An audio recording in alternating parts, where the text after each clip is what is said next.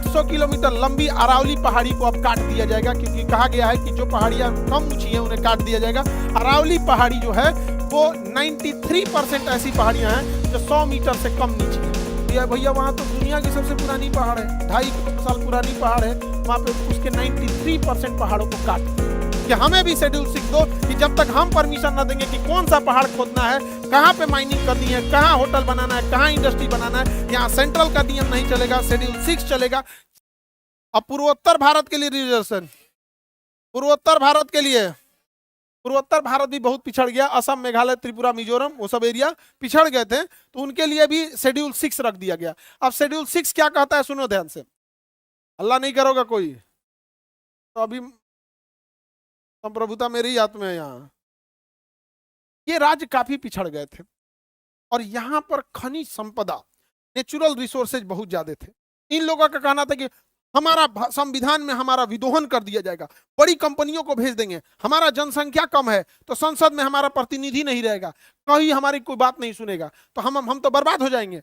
तब अंबेडकर साहब कहे कि ना ना ना, बर्बाद नहीं हो गया। शेड्यूल 6, शेड्यूल 6 मतलब अनुसूची 6, शेड्यूल 6 में कहा गया है कि जो जो राज्य शेड्यूल 6 में आएगा, असम, मेघालय, त्रिपुरा, मिजोरम, असम, मेघालय, त्रिपुरा, मिजोरम, असम, मेघालय, त्रिपुरा में, तो इस एरिया में किसी कंपनी को, किसी होटल को, किसी फैक्ट्री को, बड़ी कंपनी को अगर जमीन खरीदना है तो वहां के लोकल लोगों का नियम चलेगा, न कि वहां संसद का नियम या supreme court, high court, district court का चलेगा। वहां के लोकल लोग अगर इन्वायरमेंट क्लियरेंस देंगे तो चलेगा, अदरवाइज में नहीं चलेगा। अब बताइए, वहां का जंगल आज भी सुरक्षित है, पूर्वोत्तर का, वहां के खनन आज भी सुरक्षित है, बचा के कौन रखा है, शेड्यूल 6। ऐसे ही जम्मू कश्मीर में, लद्दाख में सबसे ज्यादा खनिज है, लेकिन लद्दाख में बर्फ इतना है और वहां सबसे ज्यादा सेंसिटिविटी है, बहुत ज्यादा खनन हो जाएगा, बहुत ज्यादा अगर प्रदूषण होगा, फैक्ट्रीज लगने लगेंगी, होटल खुलने लगेगा, इंडस्ट्रियलाइजेशन होगा, यहाँ का बर्फ पिघलेगा, कंपनियां अपना पैसा कमा के लेके चली जाएंगी, वहां के रहने वाले वैसे ही बर्बाद हो जाएंगे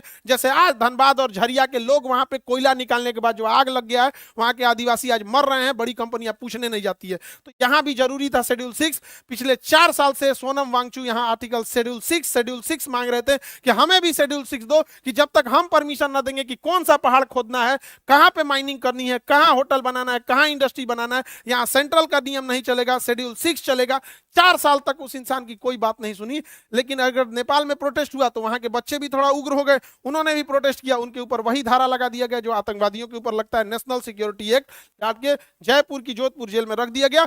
हम भीड़ तंत्र वाले लोग को कोई मतलब नहीं बना है कि वो इंसान इस देश के लिए क्या किया था, वो इंसान इस सेना को ठंड में रहने के लिए टेंट दिया था, जहां सेना का नेटवर्क नहीं चल रहा था, दुनिया में पहला लाईफाई बना के दिया, वाईफाई नहीं लाईफाई बना के दिया, इतनी ज्यादा इनोवेशन किया, उसके ऊपर 3 इडियट मूवी बनी है। 3 इडियट मूवी में जो वहां पर रणछोड़ दास छांचड़ बना होता है आमिर खान, वो कोई और नहीं, वो सोनम वांगचू है जो आज जेल में है इस भीड़ तंत्र में। समझ आ गया? भारत में भीड़ तंत्र में यही होता है, बस खुश रहिएगा आप लोग और कुछ नहीं। क्या वो इंसान जेल में क्या मांग रहा था, शेड्यूल 6 क्या मांग रहा था, उसे आरोप लगाया गया कि देशद्रोही है, चाइना से मिला हुआ है, ये है वो है, एनएसए लगा, कहां चल गए, खत्म कहानी। क्या मांग रहे थे, शेड्यूल 6, क्या गलत मांग रहे थे? आज देखिएगा बर्बाद हो गया। शेड्यूल 6 में न रहने का नतीजा देखिए, 800 किलोमीटर लंबी अरावली पहाड़ी को अब काट दिया जाएगा, क्योंकि कहा गया है कि जो पहाड़ियां कम ऊंची हैं उन्हें काट दिया जाएगा। अरावली पहाड़ी जो है वो 93% ऐसी पहाड़ियां हैं जो 100 मीटर से कम नीची हैं। संसद ने कहा है कि जो 100 मीटर से कम नीचे है, जो 100 मीटर से ऊंचाई कम है, 100 मीटर का मतलब होता है, आपका समझिए कि 3 मीटर का एक तल्ला होता है, 3 मीटर का एक तल्ला, यानी 30 तल्ले से नीचे जो पहाड़ होगा। तो यार भैया वहां तो दुनिया की सबसे पुरानी पहाड़ है, 2.5 करोड़ साल पुरानी पहाड़ है, वहां पे उसके 93% पहाड़ों को काट दिया, पहाड़ को काट दिया जाएगा, क्योंकि शेड्यूल 6 में नहीं है।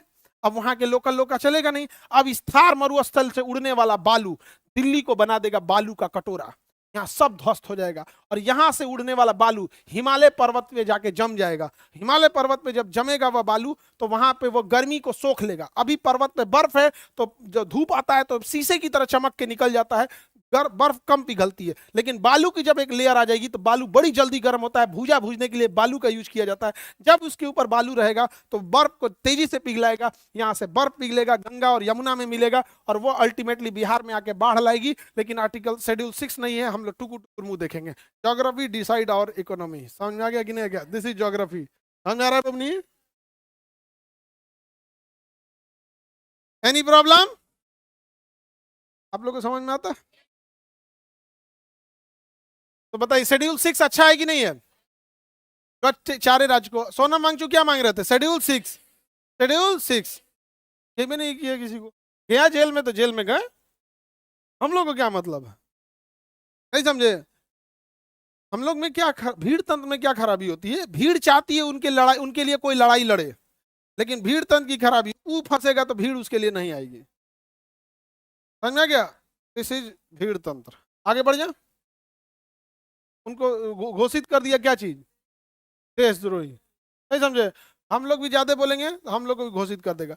लेकिन फिर पब्लिक हम लोग यही कहेगी, अगर हमको कहा जाएगा कि पाकिस्तान की बात करता तो पाकिस्तान वाला खुद आएगा, या भाई उस सबसे ज्यादा हम लोग को गरियाया है। हमरा तो घोषित नहीं कर सकते हैं, और चाइनीज घोषित कर देंगे, चाइना का।